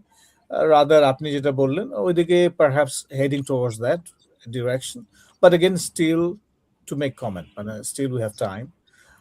But if you talk about doctor Yunus regime, মানুষের ফিলিংটা হচ্ছে এরকম, that was an absolutely an excellent period for the whole Bangladeshi nation. আপনি যদি থিঙ্ক অ্যাবাউট ঈদ, এই যে festival, head of Eid festival, এই চাঁদাবাজির কথা বলেন এবং নির্ঘুমভাবে গেছে, অ্যাক্সিডেন্ট যদি, if you talk about road accident and anarchy, even in launch terminal, যে ধরনের ম্যাসিভ মানে ডিজাস্টার ঘটে গেছে, যেটা কিন্তু কোনোভাবেই নেওয়া যায় না। এটা ছিল absolutely unbecoming in a word, কোনোভাবে এটা নেওয়া যায় না। তো ডক্টর ইউনূসের যদি বলেন, আমি কিন্তু সফলতা ব্যর্থতার কথা বলবো না, একটা কথাই আমি বলবো, people have that, I mean idea, মানুষ কি চেয়েছিল, at least for 5 years he should be staying at least for 5 years। কি মানুষ দেখতে পেয়েছে, কি করেছে সে। আরেকটা হচ্ছে, উনি তো পলিটিক্যাল না, doctor Yunus himself is an institution. যদি আপনি চিন্তা করেন, উনি টাফ মানে কোনো মেজার নিতে পারতেন না, ডেফিনেটলি নিতে পারতেন, নো ডাউট অফ ইট। উনি চায় নাই ওই সহিংসতার পথে যেতে। আরেকটা কথা কি, ডক্টর ইউনূস কি করেছেন, আপনি যদি বলেন ব্যর্থতা, আমি বলবো না ব্যর্থতা, এটা অনেকটা ওনার সিম্পলিসিটিটাকে সুযোগ নিয়েছে। আর উনি কিন্তু ব্যবস্থা নিতে পারতেন, অ্যাবসলিউটলি নিতে পারতেন, কিন্তু উনি ওই পথে হাঁটেন নাই। কিন্তু উনি কিন্তু দেখিয়ে দিয়েছেন ডিরেকশনটা কি হবে। আমরা যে এই যে কথা বলছেন, স্পাইন ছিল সেই সময়, আমরা কিন্তু হেডস হাই করে কথা বলতে পেরেছি, এবং সবকিছু ইউনূসকে গালিগালাজ করতে, এই যে আলমগীর অমুক তমুক, রাম যদু শ্যাম, কি বলবো, যত আছে, যাদের কোনো কথা বলার সুযোগই ছিল না, তারাও কিন্তু they spoke about doctor Yunus, they spoke ill against Yunus, সবকিছু করার সুযোগ দিয়েছে। এই ডেমোক্রেসি। আপনি কি মনে করেন যেই লোকগুলো ডক্টর মোহাম্মদ ইউনূসকে নাস্তা খাইতে গিয়ে গালি শুরু করছে, লাঞ্চে গালি দিছে, ডিনারে গালি দিছে, বিছানায় যাওয়ার আগে গালি দিছে, আপনি কি মনে করেন আজকের ওই লোকগুলো তারেক রহমানকে গালি দিতে পারবে? মানে পেছনে দেয়, কিন্তু সামনে তো তারা সাহস পাবে না, তার তো স্পাইন নাই। কেন পাবে না কেন ভাই? কারণ হচ্ছে ওদের ইন্টারেস্ট আছে, তো ভেস্টেড ইন্টারেস্ট। আর এটা কি ভেস্টেড ইন্টারেস্ট, নাকি ছাত্রদল, ছাত্রলীগ, কুট্টা লীগ, ছাত্রদল, যুব দল, এরা সবাই মিলে রাস্তায় পিটাইয়া কোমর ভাঙা দিবে? আপনার কি এটা মনে হয় না?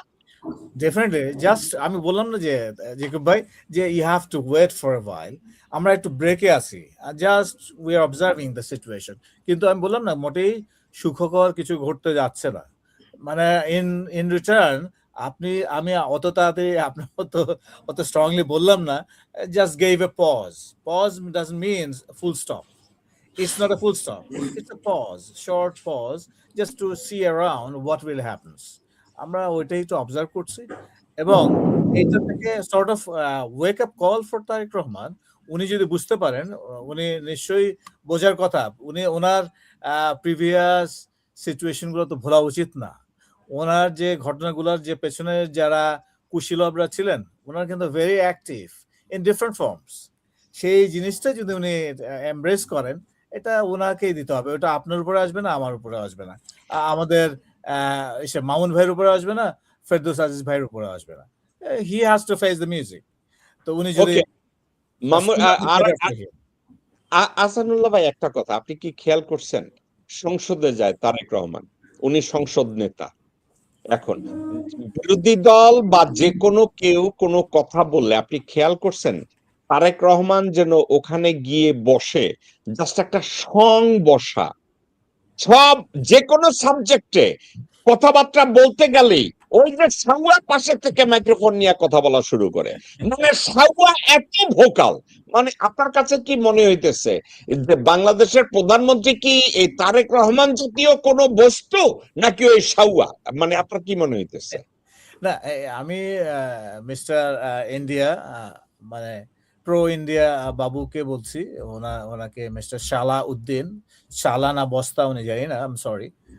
তো ওনার যে স্ট্যান্ডটা তো সবাই জানেন। উনি যেদিন মানে ছাড়া পেল, ওনার আবির্ভাব হওয়ার সঙ্গে সঙ্গে এস আলমের কাহিনী বেরিয়ে আসলো, উনি এস আলমের গাড়িগুলো দখল করে নিলেন, উনি বহাল তবিয়তে বীর দর্পে ছুটলেন ওনার গাড়ি নিয়ে, পরে উনি অ্যাপোলজি চেয়েছেন, কিন্তু উনি তো ভাই ওটা ছিল অ্যাপোলো, ওটা অ্যাপোলজি ছিল না, মানে মা শাশুড়ি মাইরা বউরে শিখানো, এগুলো বলে তো কোনো লাভ নেই। হ্যাঁ, ইউ আর ভেরি রাইট।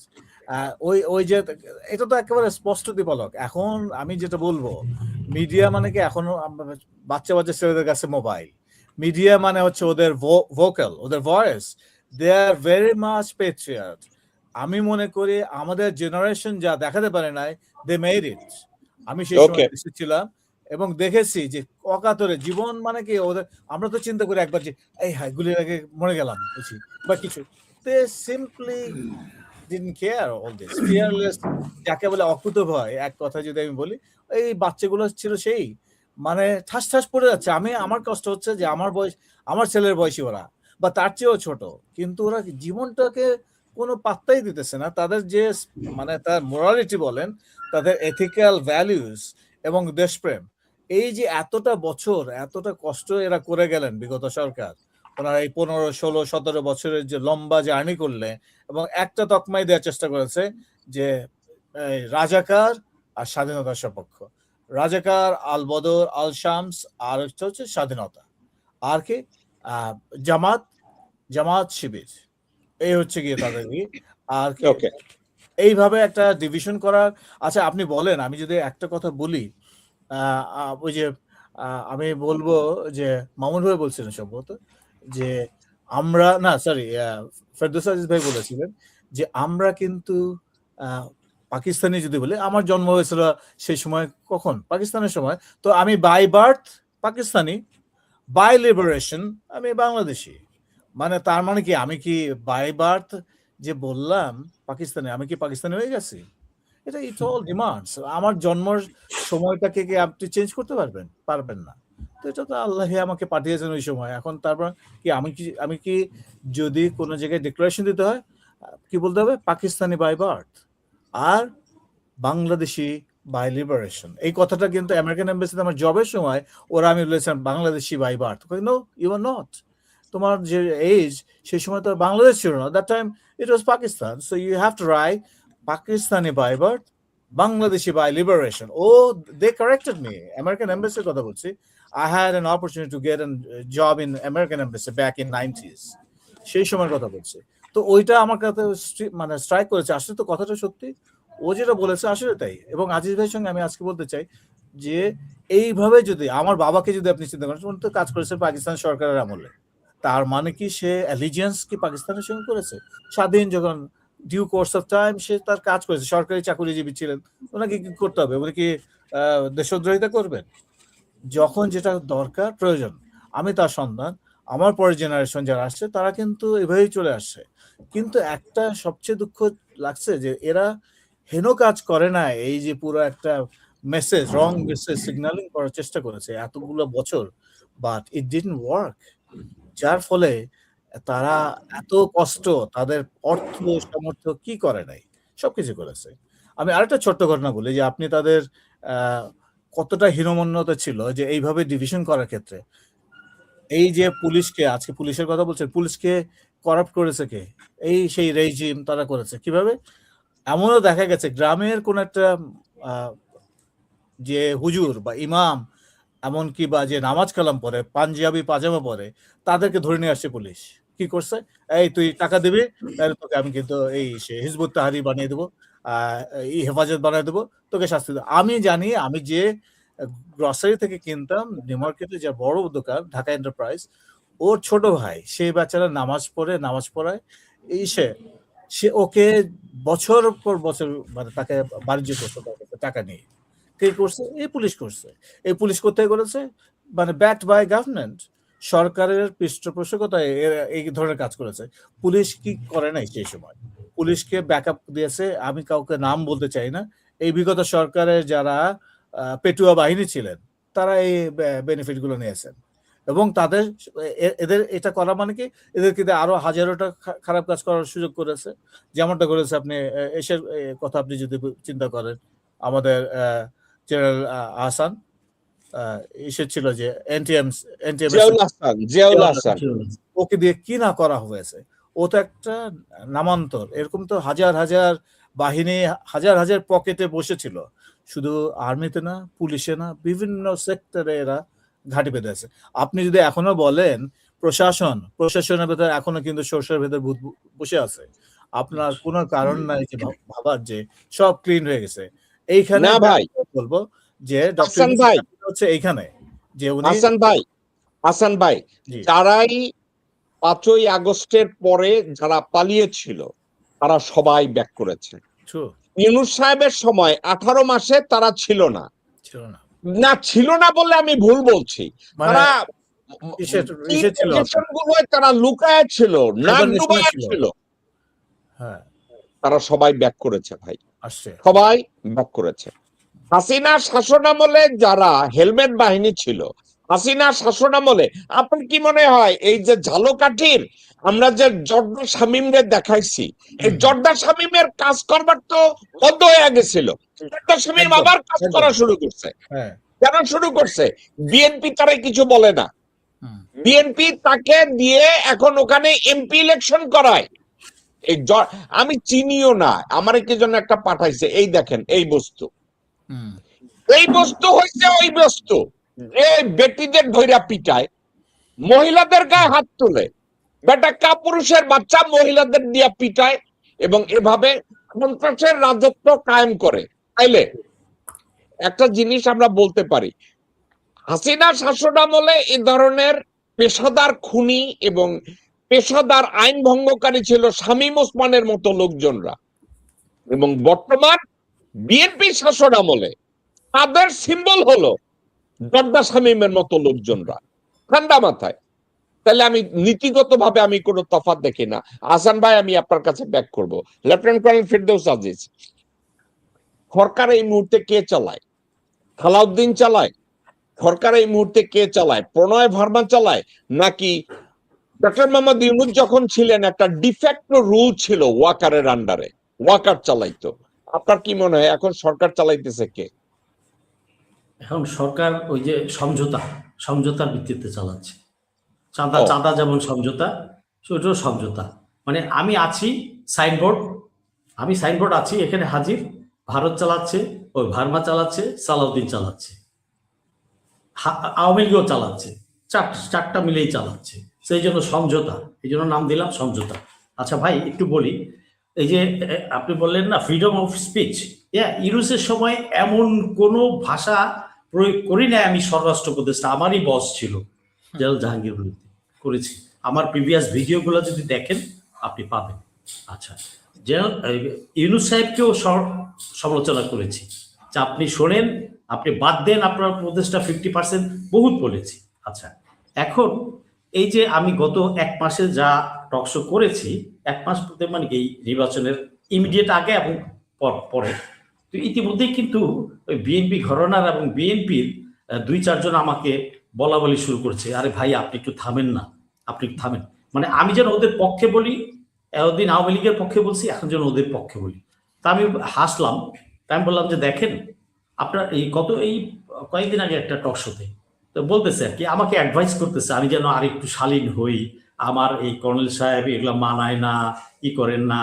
আবার ইনডাইরেক্টলি বলেছেও যে দেখেন অতীতে টকশো করে কেউ কেউ হাই পজিশনেও গেছে, এমপি মন্ত্রীও হয়েছে, আবার কেউ কেউ জেলেও গেছে, মানে মানে আমাকে একটু ইনডাইরেক্টলি। তা আমার নেক্সট টকশোতে আমি তাকে বলে দেব যে আপনার যে পাঁচটা ডিজি, যে আকবর ফজলে এলাহি আকবর না মোল্লা ফজলে আকবর থেকে শুরু করে প্রতিটা ডিজি কি আমাকে চিনতো না, এনএসআই এর প্রতিটা ডিজি কি আমাকে চিনতো না, তারেক সিদ্দিকী আমাকে চিনতো না, তারেক সিদ্দিকী আমাকে মেরে ফেলার অর্ডার দিয়ে দেয় নাই, তো সবই তো জানতো। ফেরদৌস আজিজ তো কাউকে কেয়ার করে নাই, ফেরদৌস আজিজ এর প্রোটেক্টর ছিল অলমাইটি আল্লাহ। তারপর এত কিছুর পরেও কিন্তু আমি এই জুলাই যুদ্ধ করেছি, আমাকে বিদায় দিয়েছি। সো ওরা চাইবে কিন্তু আমাকে আপনাকে অন্যদেরকে বলতে যে এই বিএনপি বিরুদ্ধে বলো না, তারেক রহমানের বিরুদ্ধে বলো না। ওরা যত বলবে বলো না, তার চেয়ে বেশি বলবো। কারণ কি আমি বলেছিলাম কি সীসা মানে শিলং সালাউদ্দিন, আপনার তো শর্টকাট সাউয়া বলছে, তাই বলে সীসা ভাই, সীসা কেন বললাম, তাদের গায়ে লেগেছে। আরে ভাই তুমি আমার দেশ বিক্রি করবা আর আমি তোমার সার কুমার চুমা দিমু, তোরা তো লাকড়ির চলালয়া পিটানো শুরু করি নাই, এইটাই তো বেশি। করবো সামনে ইনশাআল্লাহ, বেঁচে থাকলে করবো। অতএব এরা এই যে বললাম যে আচ্ছা ইউনূস কি চেয়েছিল, তিনটা কাজ, সংস্কার, বিচার, নির্বাচন। নির্বাচন ছিল 3 নম্বরে, তাহলে নির্বাচনটাই তাকে আগে দিয়ে দিতে হইলো, বাকি দুইটা কিন্তু কম্প্রোমাইজড হয়ে গেল, সংস্কার বিচার হইল না। আচ্ছা এটা কেন হইল না, কারা হইতে দেয়নি, এই ওয়াকার গং এবং বিএনপি এবং র হতে দেয়নি, অনেক পদে পদে বাধা দিছে, প্রতিটা পরিবর্তন করতে না না না, কোনটাতে হ্যাঁ বলছে, চুপ থেকে শুরু করে সবগুলোতে তো তারা না বলছে, এখন বলে না তারা বলে নাই, কত বড় অস্বীকার করে। আচ্ছা এখন বর্তমানে আজকের যেই অবস্থাটা, এই সরকার আসার পরে যে আবার ব্যাক টু স্কোয়ার ওয়ান, এর জন্য দায়ী কিন্তু শুধু বিএনপি না, আমি জামাতকেও এনসিপি কেও ব্লেম করি। অফকোর্স মনে পড়ে জ্যাকব ভাই আমার ওই ভিডিওটার কথা যেটা ভাইরাল হয়েছিল, রাখ তোর নির্বাচন আগে, দেশ ঠিক কর, সংস্কার কর, বিচার কর, তারপর নির্বাচন বলেছিলাম। নির্বাচনের আগেই কিন্তু ঘোষণার আগেই, তফসিলের আগে, এবং আমি বহুবার প্রেস ক্লাব এবং অন্যান্য সব জায়গায় টকশোতে বলেছি যে সাধারণ জনগণ নির্বাচনের জন্য পাগল হয় নাই, পাগল হয়েছে এই আপনারা একটু ধৈর্য ধরতে পারেন না, পলিটিক্যাল লিডার গুলা দেশটা কিন্তু ঠিক করে নেই, ফর্মে আসতে দেয়নি, ইউনূস সাহেবকে কাজ করতে দেয়নি, যে কারণে। আচ্ছা আজিজ ভাই আপনাকে আমি দুইটা প্রশ্ন করব, দুইটা প্রশ্ন। এক, আপনি জেনারেল জাহাঙ্গীরকে চিনতেন, স্বরাষ্ট্র উপদেষ্টা, এই লোক আমার বস ছিল এফডিতে, আমার বস ছিল। আচ্ছা কেউ কেউ এই লোকটাকে ক্রেডিট দেয় যে উনি সৎ মানুষ। আচ্ছা আপনার কি মনে হয় না ওনার সততা দেশের কাজে লাগে না, রেদার ওনার ইডিওসি এবং ওনার স্টুপিডিটি দেশের জন্য বিশাল লায়াবিলিটি ছিল? আপনি এটা মনে করেন কিনা? আমি অবশ্যই মনে করি, নির্দ্বিধায় মনে করি। আচ্ছা এই যে সততা বলেন না আপনারা, what is fucking honesty? Honesty in terms of your thinking, চিন্তা চেতনায় আপনি অনেস্ট কিনা, আপনার কথা ও কাজে অনেস্ট কিনা, আপনি আপনার লেনদেন ফিনান্সিয়াল ট্রানজাকশনে অনেস্ট কিনা, এই তিনটাতে যে অনেস্ট, আমি তাকে অনেস্ট বলি। আপনারা ঘুষ না খাইলেই অনেস্ট বলেন, ভাই এটা কেমন কথা? সে তো ঘুষ ক্যাশে নিচ্ছে না, সে কাইন্ডে নিচ্ছে। জাহাঙ্গীর সাহেব ওনার বইনের জামাইরে প্রমোশন দিয়ে দিচ্ছে 3 জন রে ডিঙ্গায়া, তো কোথায় সৎ বলেন আমাকে? তাহলে কি সৎ হইল না? He is in a nepotism, সৎ। সেটাও তো অসততা, নেপোটিজমটা তো অসততা। আপনি ক্যাশ নেন নাই, কিন্তু আপনি যোগ্য 3 জনকে ডিঙ্গায় দিয়ে আপনার রিলেটিভকে আপনি প্রমোশন দিয়ে দিচ্ছেন। তাহলে সিভিলে ভাই, আর্মিতে না, সিভিল, আর্মিটা তো বললামই না। আচ্ছা তার সালারে আবার বসুন্ধরায় ফেভার দেওয়ানোর জন্য টাকার ওইখানে ঢুকায় দিচ্ছে। তাহলে কিসের বালে সৎ? Sorry for the language. না না, ডেফিনেশন জানতে হবে। আমাদের বাঙালিরা না ওই ডেফিনেশন জানে না সততার। আমি যে 3টা পয়েন্ট বললাম, 3টা পয়েন্ট, এর মধ্যে 3টা পয়েন্ট 1, 1, 3 হলে সে 0.5 পায়, যেন জাহাঙ্গীর সাহেব 0.5 পায়। চিন্তা চেতনায় সৎ হইতে হবে, তাহলে ওনাকে সৎ বানানোর জন্য কাজে সৎ হবে। হ্যাঁ, এবং তাকে ফিনান্সিয়াল ট্রানজাকশন এবং সুবিধা দিই, financial transaction oblique taking advantage অন্য, এই তিনটাতে যে সৎ, সে হচ্ছে প্রকৃত সৎ। তার আগে সততা কিসের? সততা কিসের? আরেকটা কথা, আপনি কিছুক্ষণ আগে বলছেন যে এটার জন্য যে স্রেফ বিএনপি, ওয়াকার এবং ভারতীয়রা দায়ী তা না, জামাতেরও ব্যর্থতা আছে, ইসলামিক দলগুলোরও ব্যর্থতা আছে। আমি কথাটা শেষ করি নাই। আজকে আমরা আওয়ামী লীগের পিরিয়ডে আমি ব্লেম দিতাম যে আজকে হাসিনা এইভাবে 16 বছর চালাইতে পারছে, তার জন্য মানুষ কিন্তু হাসিনাকে ব্লেম দিত। আমি ব্লেম দিতাম না, বিএনপি 60% দায়ী, হাসিনা 40% দায়ী। একমত। 16 বছর থাকতে পারা হচ্ছে বিএনপি 60% দায়ী, ম্যাডাম খালেদা জিয়া দায়ী না। তার যে সাঙ্গপাঙ্গ বেঈমান মির্জাফর গুলা ছিল তারাই কিন্তু 16 বছর দিছে। আর এখন আমি বলি আজকের এই অবস্থার জন্য বিএনপি দায়ী, জামাত এনসিপিও দায়ী। কারণ ওই যে আমি বলেছিলাম ভিডিওটার কথা, রাত তোর নির্বাচন, আগে দেশ ঠিক কর, বিচার কর, সংস্কার কর, তারপরে নির্বাচন। মিলে কথাগুলো মিলে কেন আমি চেয়েছিলাম, কেন আমি এত মাসগুলা চেয়ে গেছি যে এটা যদি না হয় তাহলে হবে কি, আবার যেই লাউ সেই কদু হয়ে যাবে। তো সেটা তো হয়েই গেল, দেখতেই পাচ্ছেন। So do you find some relevancy of that my video? Aziz ভাই, আমাকে একটা কথা বলেন, আমরা মুজিবরে দিয়ে আওয়ামী দুঃশাসন দেখছি, আবার মুজিবরে দিয়ে এবং হাসিনারে দিয়ে ভারতীয় দুঃশাসন আমরা দেখছি। আমরা আবার সেম শাসনের দিকে যাওয়ার জন্য পাগল হয়ে গেলাম। জাতিগতভাবে আমরা কি নাইব, নাকি আমরা ইডিয়েট? আমরা কোথায় আছি, কোন জায়গায়? আমার একটু বলেন তো। এটার জন্য জামাত এনসিপি বেশি দায়ী বিএনপির চেয়ে। কেন দায়ী বলেন? নির্বাচন ওরা যদি বলতো যে না নির্বাচন এখন যাব না, বিএনপি একা নির্বাচন করতে পারতো। আপনি আমার মনের কথা বলছেন। তারা যখন দেখছে প্লেন, ওটারে কি বলে, না, যখন তারা দেখছে লেভেল প্লেইং ফিল্ড নাই নির্বাচনের জন্য এবং নির্বাচন কমিশনকে ওয়াকার নিয়ন্ত্রণ করছে, জামাত ইসলামী এবং এনসিপি নির্বাচন থেকে সরে দাঁড়ানো উচিত ছিল।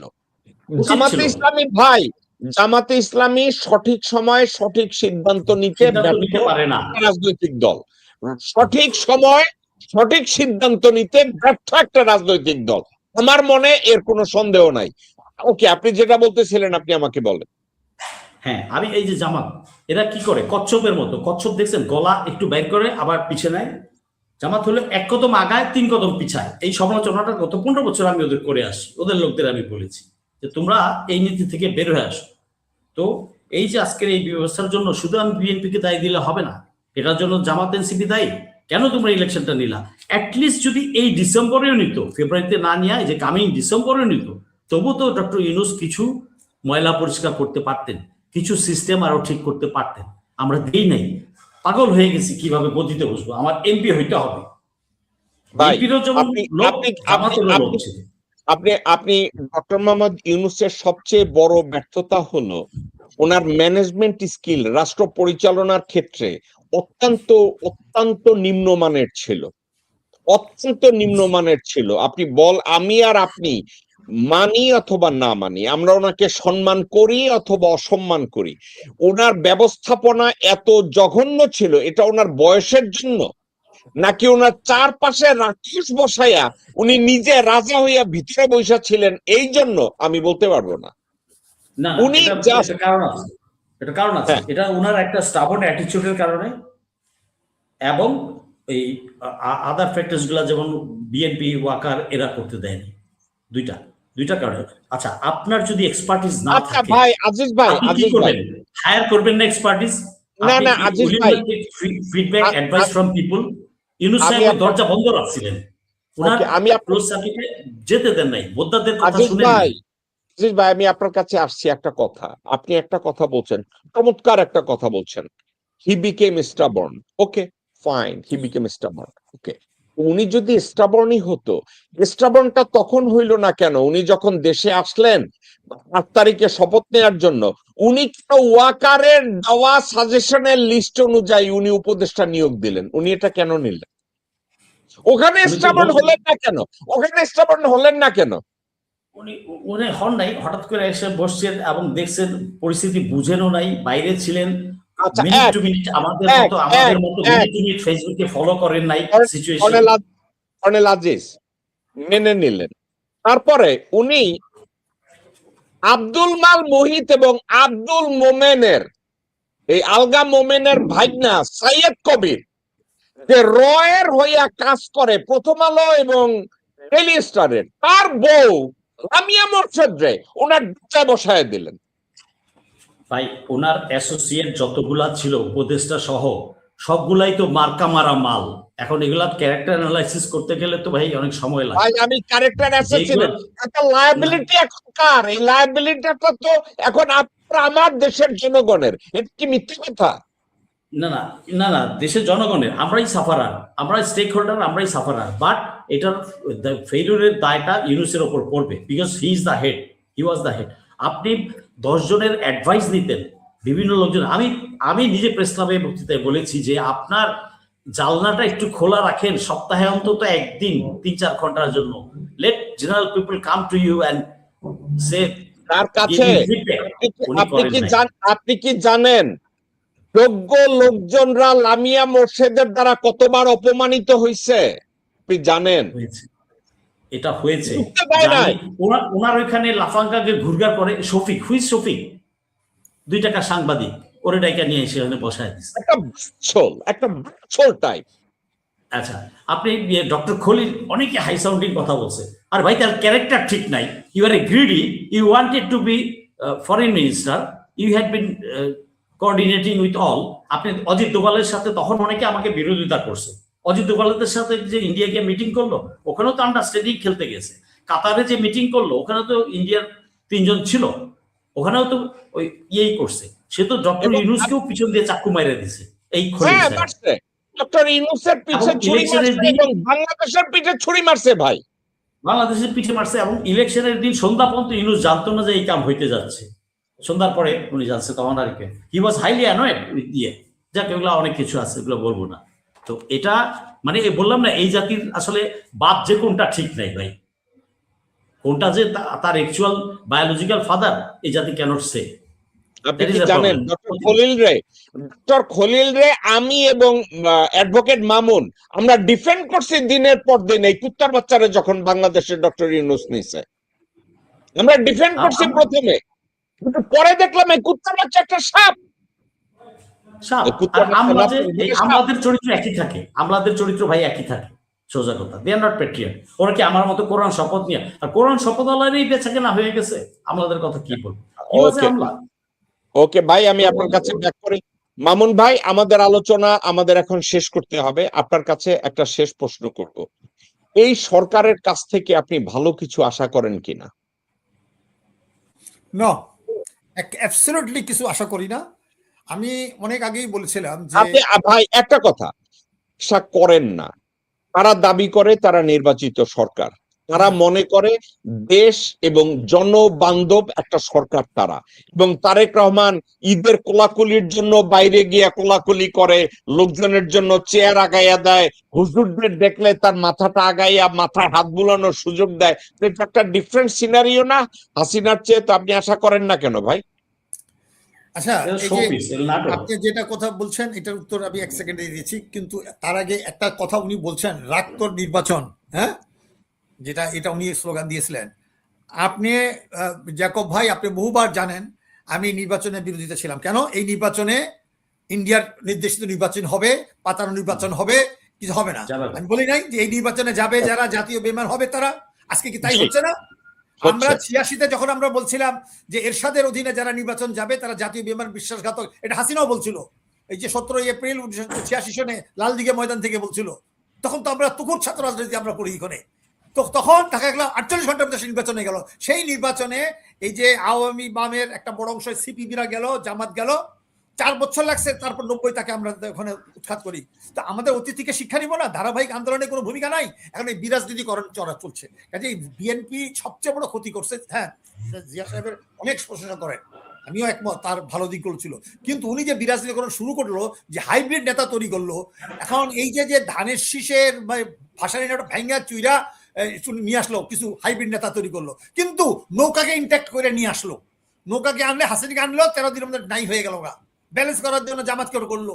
আজকে জামাতের বারবারই আপনি বলছেন জামাত প্র্যাগমেটিক না, ভুল করছে, অমুক করছে, কিন্তু ব্যাপারটা তাই দাঁড়াইছে যেদিন আমরা বলছি যে একটা নির্বাচনের নামে এই আন্দোলনটা খেয়ে ফেলবে, এই 16-17 বছরে বিএনপি এবং জামাতের কোনো ভূমিকা ছিল না। সাধারণ ছাত্ররা, অভিভাবকরা, রিটায়ার আর্মি অফিসাররা, আয়নাঘরের লোকরা সবাই আগায় গেছিল, নেতৃত্ব পিছায় গেছে। আমরা প্রবাসী সরকার করে 7 মাস আগে ওদের চিল্লাচিল্লি করছে, দেশে যেতে পারি নাই, এত কথা বলছি, জাগো ভাই এত কথা বলছে, এখনো আবার যেতে পারছে। জাগো ভাই কয়েকবার বলছে, জাগো ভাই যান না, চলেন আমরা যাই একসাথে, তাই না, তার নাই।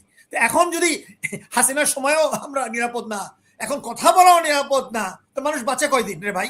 তো এইখানে যে আপনি বলছি যে ফেরদৌস মানে আজিজ ভাই যে সুন্দর করে কথা বলছেন, আজকে আমি খুব ভালো লাগলো।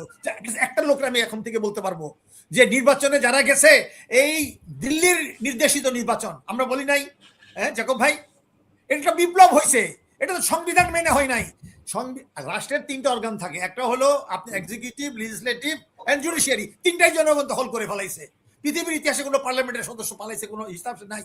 এক্সিকিউটিভ আমরা দখল করে ফেলাইছি, তারপর আপনারা দেখেন বিচার বিভাগীয় ষড়যন্ত্র করছে, সেটাও দখল করে ফেলাইছে। লাভ হয়েছে কি ভাই? লাভ হয়েছে কি? নির্বাচন করছে, এটা মানি না ভাই, লাভ হয়েছে কি? আপনারা সব পালাইছে, তারেক রহমান যদি নির্বাচনে জিতছে সব আবার বাদ করছে, কি করলেন? একেবারে মানে আমন্ত্রণ জানাই আনছে, যেটা জনগণের ভয়ে পালাই গেছিল।